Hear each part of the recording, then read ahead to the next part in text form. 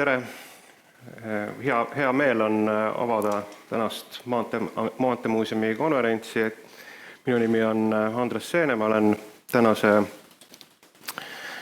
päeva kava koostaja ja muuseumi teadur ja minuga koos siis juhib tänast päeva muuseumi juhataja Kadri Valner. Tänane üritus toimub meil piirangute tingimustes.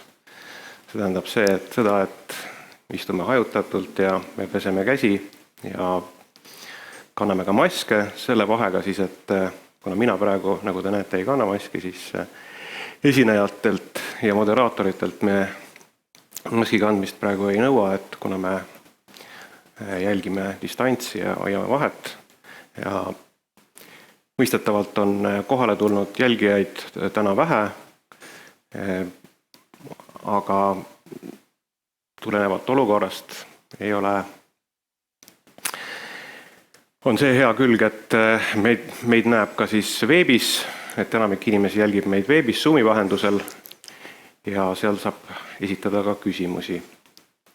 Ma annan sõna Kadrile. Ja aitäh! Tere kõikidele nii siin saalis kui siis virtuaalreaalsuses, et kui Andres ütles, et meil on siin kohapeal vähe, et mina olen elanud Võrumaal ja Haanjas ja et need inimesed, kes siin on paigutunud, tundub nagu Haanjas ühes külas, et kus üks talu, teist talu ei näe, aga teatakse, et nii-öelda õlatunne on olemas, et see on tore. Ja täna me räägime rehvidest ja ratastest läbi pika ajaloo, aga tegelikult on tänane päev ka ajalooline päev, sest eile tähistas Maanteeamet oma 102. sünnipäeva ja alati selle sünnipäeva paiku oleme meie ka oma teedeajaloopäeva ja konverentsi pidanud. Miks on ajalooline hetk on see, et järgmine konverents ei toimu enam Maanteeameti hõlma all, vaid siis on juba Transpordiamet. Kindlasti me räägime siis ka nii maanteedest kui transpordist laiemalt, et meie jaoks midagi ei juhtu, ei muutu, aga see päev või hetk on tuleviku jaoks ajalooline. Eile oli meil kõne all see, et kas Maanteeamet aasta pärast võiks tähistada oma 103. sünnipäeva või ei või, et justkui on uus amet olemas ja meie targad juristid leidsid, et kuivõrd registrikood on sama, mis täna, siis aasta pärast, kui me siin jälle koos oleme, võime me tähistada Maanteeameti 103. sünnipäeva. Aga täna siis rehvidest. Jah, et tänase päeva sissejuhatuseks väike põhjendus ka, et teed ja rehvid on vägagi seotud teema ja kui nüüd üldiselt teedeajalukku vaadata, siis ju tegelikult rattad ja rehvid ongi olnud ühed ka teede ehituse ja hoolde selliseks oluliseks arengu või innovatsiooni mõjutajaks või allikaks ja selles mõttes on ka täiesti põhjendatud, miks Maanteemuuseum rehvidest räägib. Lisaks oli siis sellel aastal muuseumi hooaja teemaks ja hooaja näituse teemaks olid rehvi lugu, mis oli väga edukas näitus.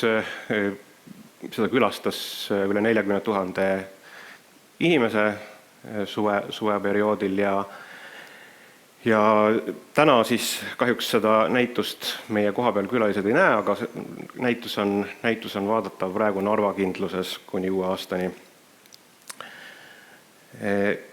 Ja tänane konverents ongi siis mõeldud ka ühtlasi hooaega kokkuvõtva üritusena, kuhu me oleme kaasanud esinejatena oma koostööpartnereid ja erialaprofessionaale ja eksperte ja üritusest siis endast lihtsalt ürituse raamid, et üritus on jagatud 3 plokiks. Esimene osa on siis käsitleb ajalooteemasid, vaatab tagasi, teine osa siis pühendub teede ja rehvidele, suhetele ja liiklusohutusele rohkem täna ja vaatab ka tulevikku ja viimane pärastlõunane plokk 3. käsitleb siis keskkonnateemasid ja taaskasutust. Ja esimese ploki alustuseks mul ongi hea meel anda sõna Riho Paramonovile, et Riho on juba pikaaegne muuseumi koostööpartner ja kaasautor ja üks sellised noorema põlvkonna ajaloolasi, kes tõsisemalt tegeleb transpordiajalooga ja möödunud aastal Riho kaitses Tallinna Ülikoolis ka doktori väitekirja transpordi teemal, siis käsitles moderniseerumist privaattranspordi teemal 20. sajandi alguses, väga edukas töö, pälvis väga head tagasisidet ja sellel aastal siis see töö ilmus ka raamatuna. Ma näitan teile ka see raamat on ka meil siin muuseumipoes saadaval, on Kokkupõrge. Väga soovitan seda raamatut kõigile. Ja Riho oli ka koostas eelmine aasta juba väikse sisendiga meie selle hooaja näituse jaoks. Et jah, palun, Riho, põrand on sinu. Aitäh! Nii, tere, head transpordi ja liikumisajaloo huvilised, et Andres tegi kõik mulle väga lihtsaks, et ma ei pea ise ennast tutvustama, sest kõik olulisem sai ilmselt öeldud, et võib kohe asuda teema juurde. Nii. Ma mõtlesin tükk aega, kuidas seda ettekannet üles ehitada ja leidsin ennast seismas silmitsi mitmesuguste probleemide ees. Ja kõige olulisem on see, et võiks ju mõelda, et rehvi ajalugu, et mis seal ikka, et saab mõne pikema lausega selle ilusasti kokku võtta, aga tegelikult ei ole see üldse nii, et ma siin noppisin välja mõningad tähtsamad niisugused daatumid, mis siis seostuvad rehvi arengulooga ja nagu te näete, siis sain 2 sellist väga korralikku slaidi ja võiks siis öelda, et see on tõesti nüüd kõige olulisem, ehk siis tegelikult on see temaatika niivõrd pikk, niivõrd palju igasuguseid nüansse ja detaile hõlmav, et võiks sellest täiesti eraldi ajaloolased rääkida, ma arvan, 2-3 sellist konverentsi. Et siin on tõesti hästi palju igasuguseid harusid ja just nimelt, et küsimus ei puuduta ainult rehvi, et siin ikkagi seostub kogu see temaatika liikumisega, seostub rattaga, ehk siis paratamatult peame natuke rääkima ka rattaajaloost. Aga ühesõnaga, siin on siis selline väike kronoloogia, et me ei hakka sellel praegu peatuma. Selleks on teisi võimalusi, see on kõik erialastes raamatutes ka olemas, et ma parem asuksin niisuguse asja juurde nagu terminoloogia. Sellepärast, et kõigepealt oleks ju hea üldse selgeks teha, millest me räägime. Ja keskne termin ongi siis rehv. Ja rehv selles mõttes ei ole uus sõna, et ratta ja kummi ajalugu, see on väga pikk, nagu te eelmistelt slaididelt nägite, ja rehviga on siis ka nii, et seegi sõna on üsna pika ajalooga. Ja see on laen sõna, kui me vaatame kuulsat Wiedemanni sõnaraamatut 1869. aastast, siis me näeme, et siin on see sõna kantud ka täiesti sisse, rehv 2 V-ga. Paralleelvormiga trehv. Ja sõna tulebki siis saksa Reifist või Reifenist, ka riffist, ja see tähendab siis võru, rõngast, rihma ja hiljem siis hakkab ta seostuma rattakummiga.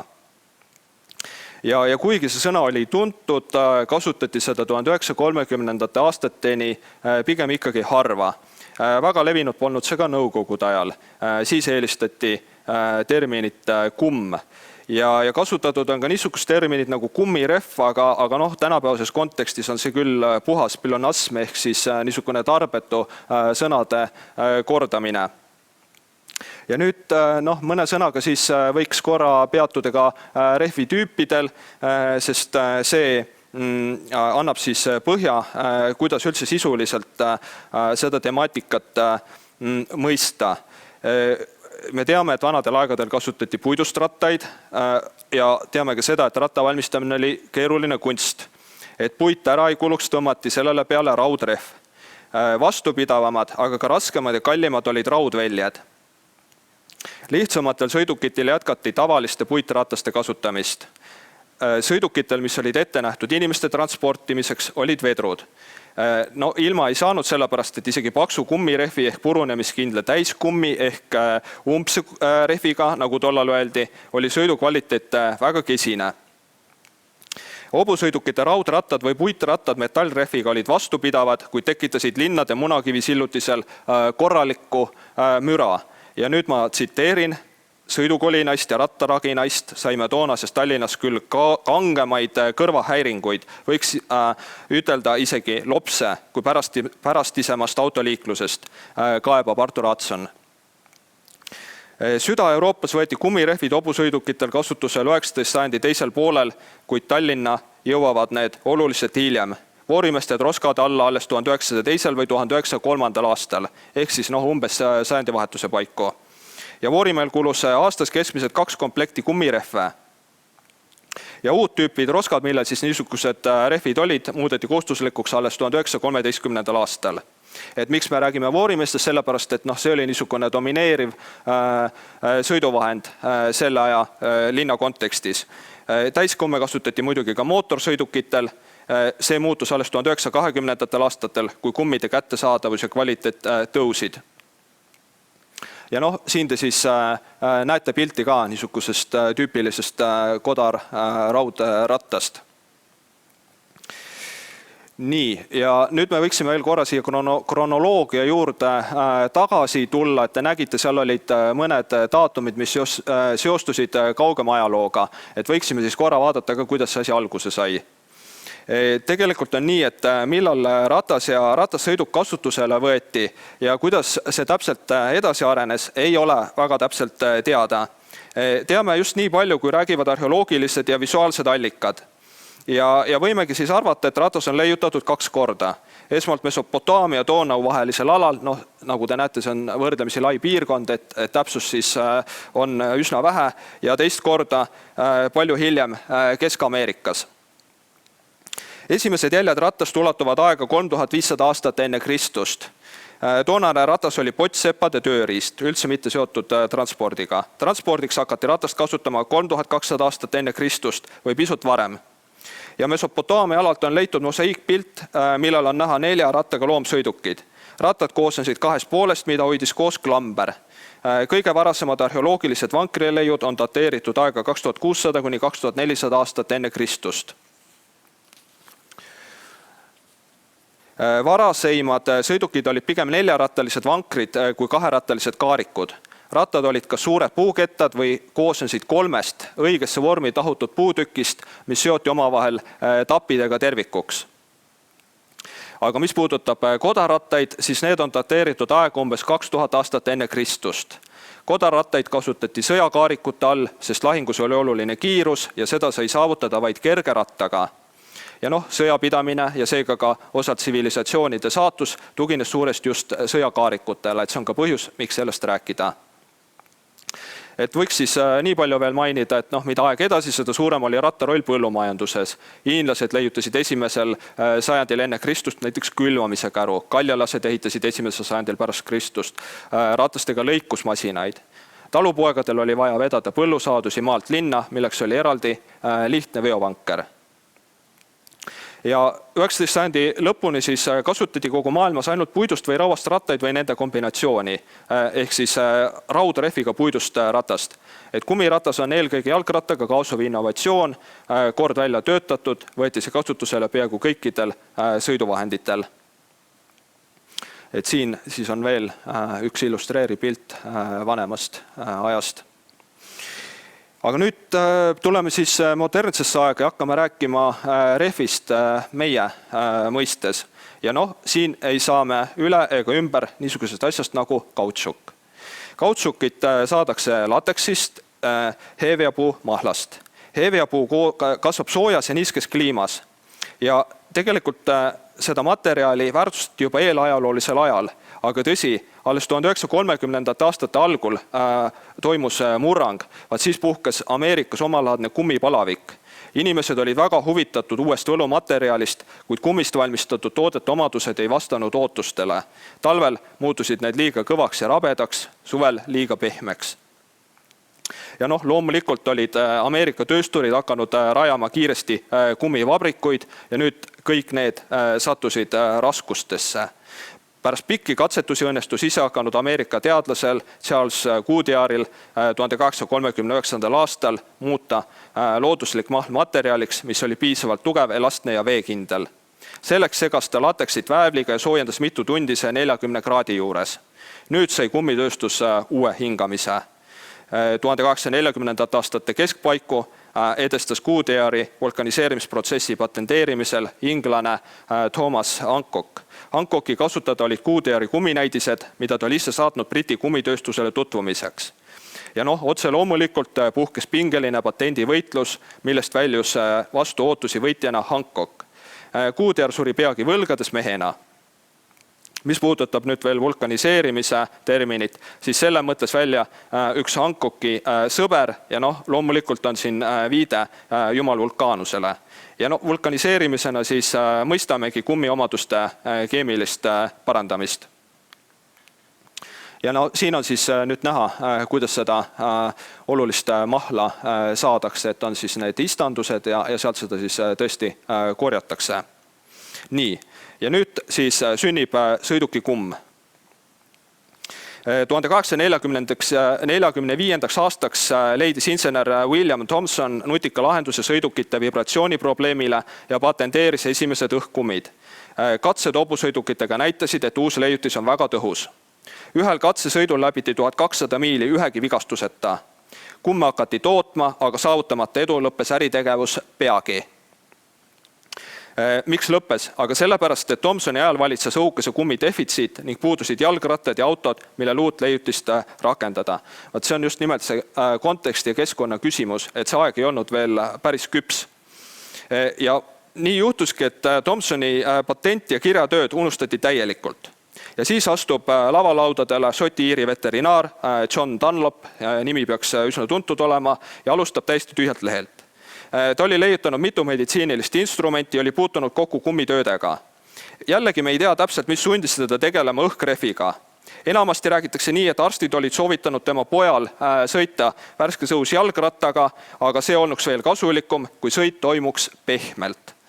Ja võimalik, et Dunlop oli lihtsalt huvitatud sõidukitest ja ta soovis sõidu kvaliteeti tõsta, sest katsetas ta ju ka vedrude ja painduvate ratastega, et siin on nagu mitu erinevat varianti.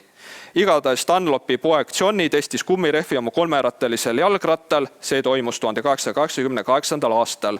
Ja testsõit lõppes hästi ning Dunlop tellis uue 3-rattalise, et viia läbi täiendavaid katsesõite. Ja alles pärast seda võttis ta mitu järjestikust patenti ja rehve hakati väikest viisi tootma. Mitmesugused demonstratsioonsõidud veensid inimesi uute kummide eelistes. Ja tõesti oli niimoodi, et kui esmakordselt seda kummi kohati, siis see mõjus sensatsiooniliselt. Ja edasi läkski niimoodi, et ettevõtja Harvey Cross ostis Dunlopi patendid ja alustas suurtootmist. Ja edu võidusõitudel oli see, mis kallutas inimesed lõplikult uute rehvide poole. Ja 1890. aastal juhtus niisugune huvitav asi, et Dunlopile teatati, et tema patendid on tühistatud, sest selgus, et need kuuluvad Thomsonile. Ja nüüd võinuks igaüks rehve toota ja müüa, aga vahepeal oli tehtud mitu edasiarendust ja need patendid ostis kõik Ducros ära ja tegevus jätkus endist viisi. Konkurendid söödi ärist välja ja ettevõte aina kasvas.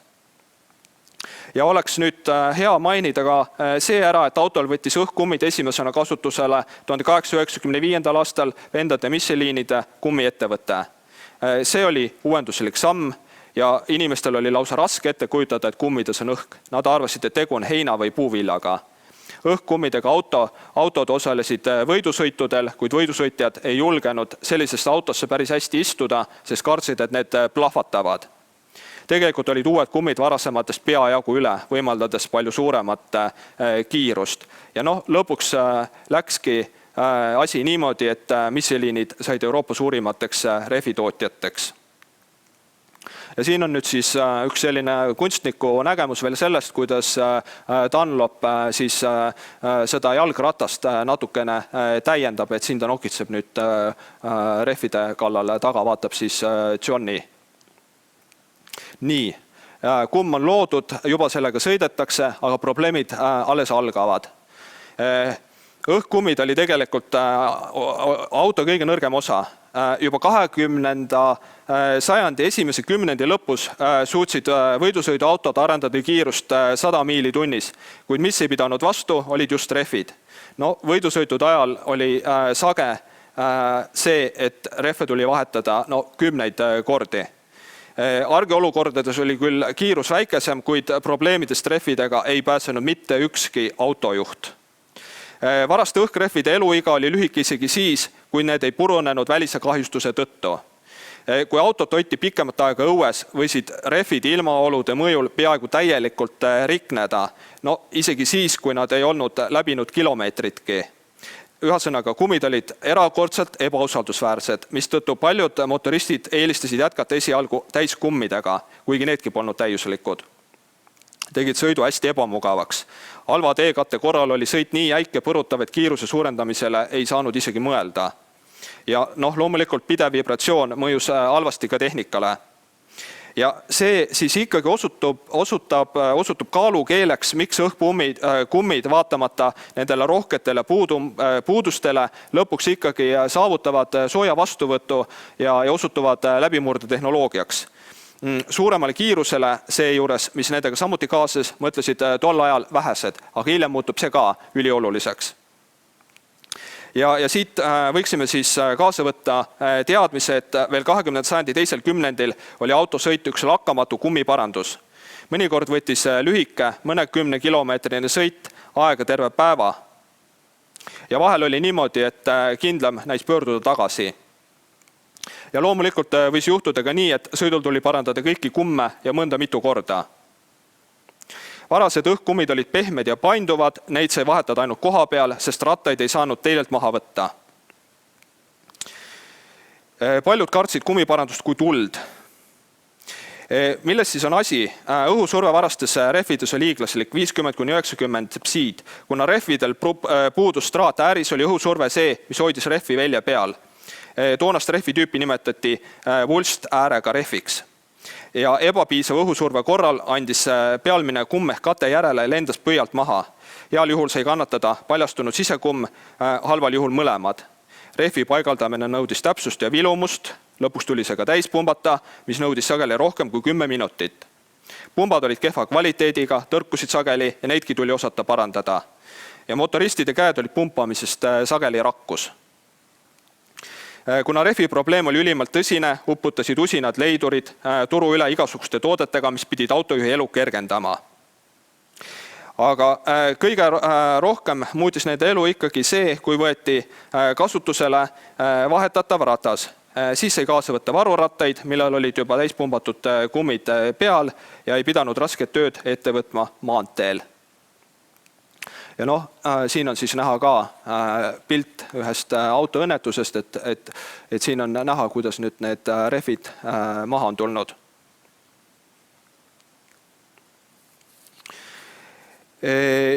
Ja loomulikult oli Eestis ka sellega palju probleeme veel mitmel muulgi põhjusel, näiteks seetõttu, et veel 1920. aastatel oli tee kabjanaelu täis, mis tõttu tuli kummi pidevalt lappida. Ja sisekummi asemel kasutati ka kaera, niimoodi sai sõita 5–6 kilomeetrit. Ja on terve hulk näiteid sellest, kuidas inimesed vahetasid mitmeid kordi rehve ühel sõidul, jõudsid tagasi, olid väga väsinud, ei jõudnud tööd jätkata. 1930. aastate teisel poolel oli teede olukord oluliselt parem, kuid probleemideta ei saadud. Näiteks maanteedele pandud kivikillustik oli liiga jäme ja kahjustas kumme. Halva tee kõrval lõhkusid kumme ka kadedad konkurendid, näiteks taksojuhtide puhul. Ja võis ka niimoodi olla, et kui inimene sõitis linnast autoga maale peole, lõppes see mõnikord tühjade kummidega. jah, naaskeel ja klaasikillud kuulusid kutseliste autojuhtide või kadeda hobusemehe varustusse.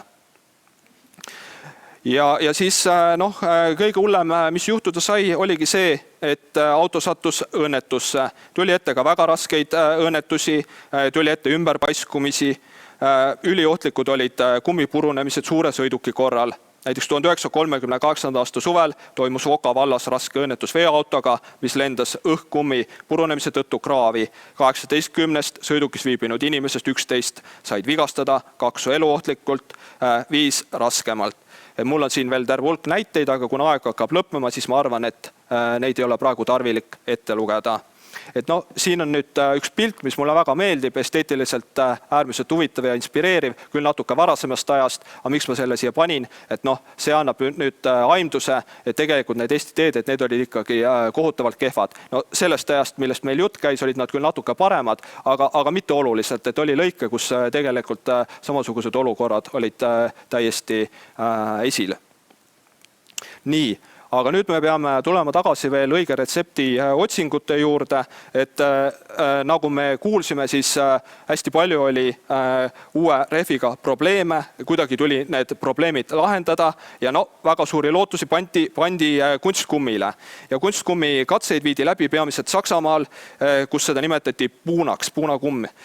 Saksamaal alustati kunstkummi uuringuid juba Esimese maailmasõja ajal, sest blokaadi tõttu ei saanud toorkummi sisse tuua, nii et see oli mingis mõttes peale sunnitud. Aga soovitud tulemust ei saavutatud.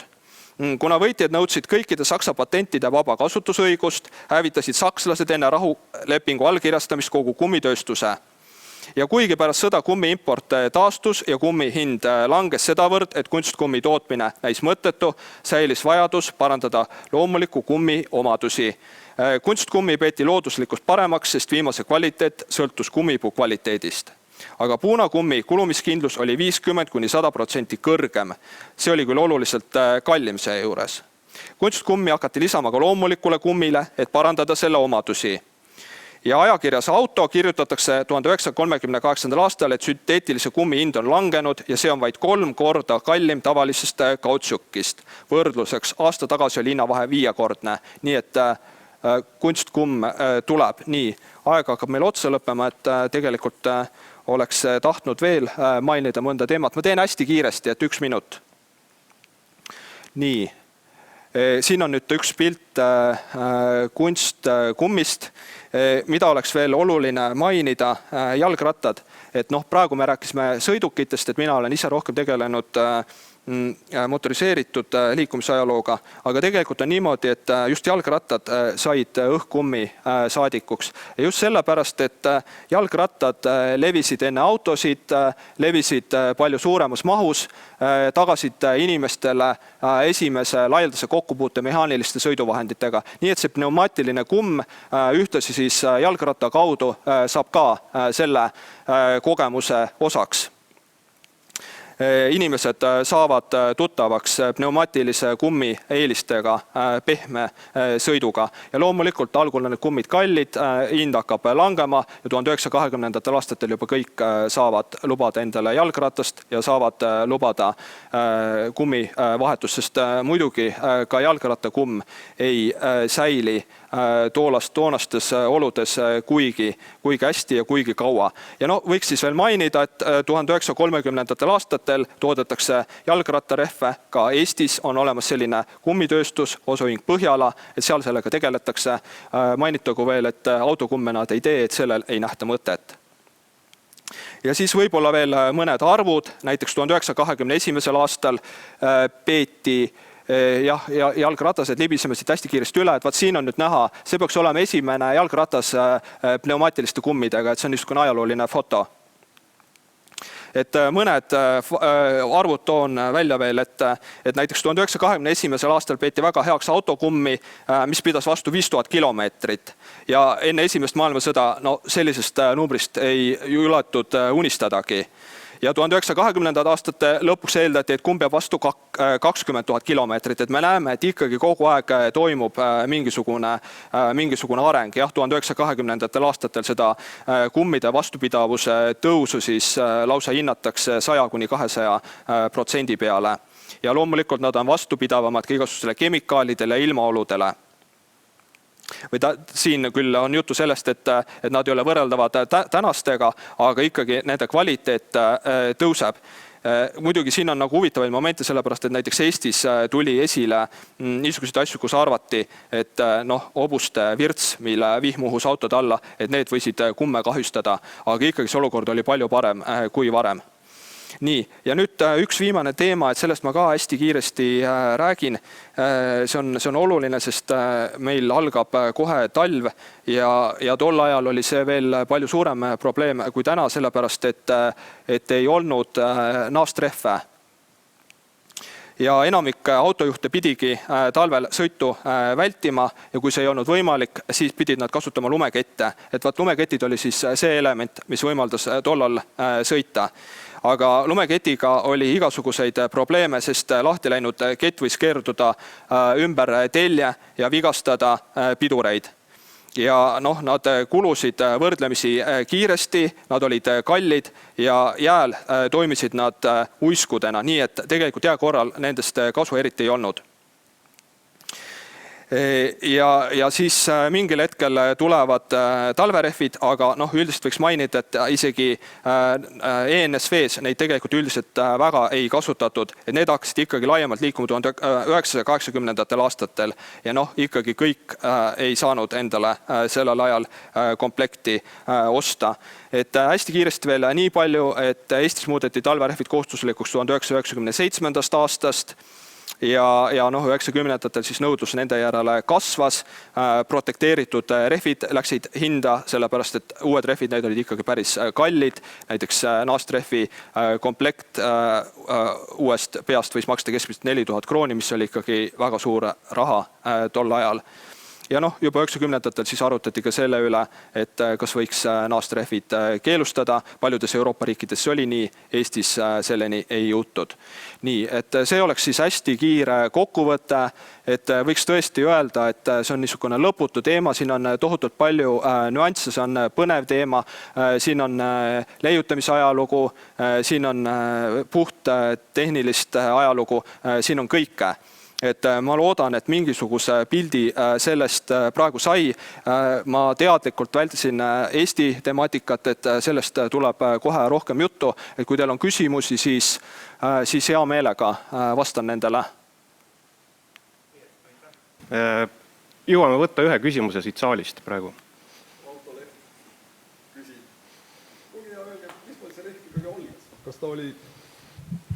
Kas rehv oli algul oli kohe lohv ja mantel tüüpi? Ma päris esimest rehvide kohta ei oska öelda, et kuidas nendel suurtel leiutajatel need välja nägid, et seda peab natuke lähemalt uurima, et ma võin siin spekuleerida, aga ma kardan, et see vastus võib ka natuke vale olla, nii et seda tuleb kontrollida. Nii, aitäh Rihole, et see oli väga hea ülevaade ja selline sissejuhatus kogu järgnevale päevale. Et aitäh ja täna me väga lähedale üksteisele ei tule ja kätte ei suru, aga võtta endale üks kingikott, sealt laua peal ka väiksed meened ka.